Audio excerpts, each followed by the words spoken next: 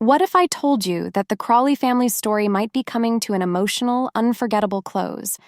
That the world of Downton Abbey, with its elegance, drama, and tradition, could be forever changed by the events of one final film?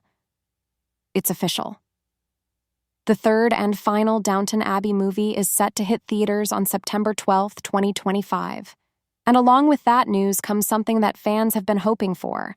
Paul Giamatti is returning as Cora's outspoken brother, the free-spirited Harold Levinson.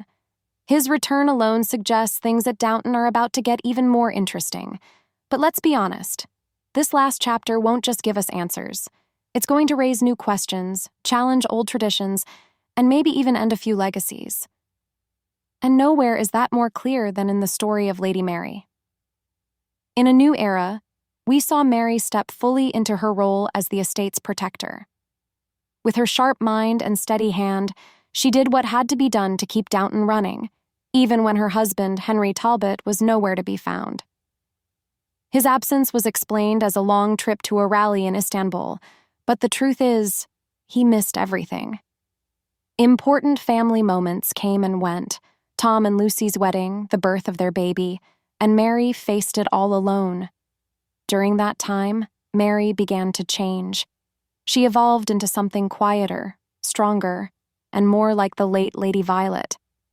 There were hints of a new romance too, one that Mary approached with caution, keeping her distance but clearly affected. For the first time in a Downton film, she also reflected on her late husband Matthew, even slipping in a clever reference to Dan Stevens' role in Beauty and the Beast. With Henry making only a short appearance in the first film and skipping a new era entirely, fans are wondering, is this the end of Mary and Henry's marriage? And if so, is it time for Mary to finally let go and move forward on her own terms? But not all stories in this final film are wrapped in heartbreak. Some, like Mrs. Patmore's, might finally get the ending they deserve. Throughout the show, there was always a subtle warmth between her and Mr. Mason, Daisy's former father-in-law. It never quite became a romance, until Daisy and Andy decided to give fate a helping hand. They nudged the two gently back together, and after some hesitation and a bit of whiskey shared with Mr. Barrow, Mr. Mason began to see the possibilities of a future with Mrs. Patmore. Now, with Daisy and Andy taking over the farm, and Mr. Mason ready to move forward, it looks like Mrs. Patmore may finally find the happiness she spent years helping others achieve. It's a quiet, touching arc that adds real heart to the story. The film itself is set in the 1930s, a time of massive upheaval. The Crawleys have already weathered wars, deaths, and social change, but now comes their greatest challenge yet: the Great Depression.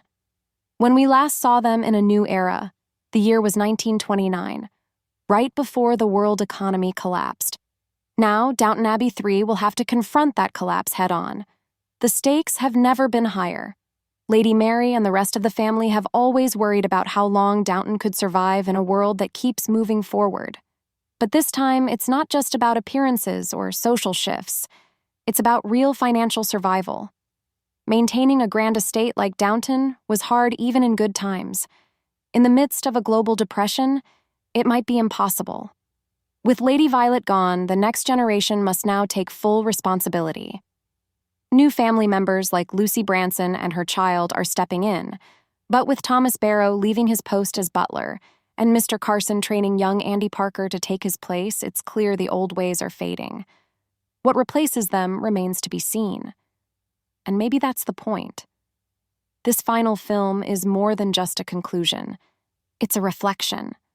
A mirror held up to the Crawleys' long, complicated journey from the early days of World War I to the brink of World War II.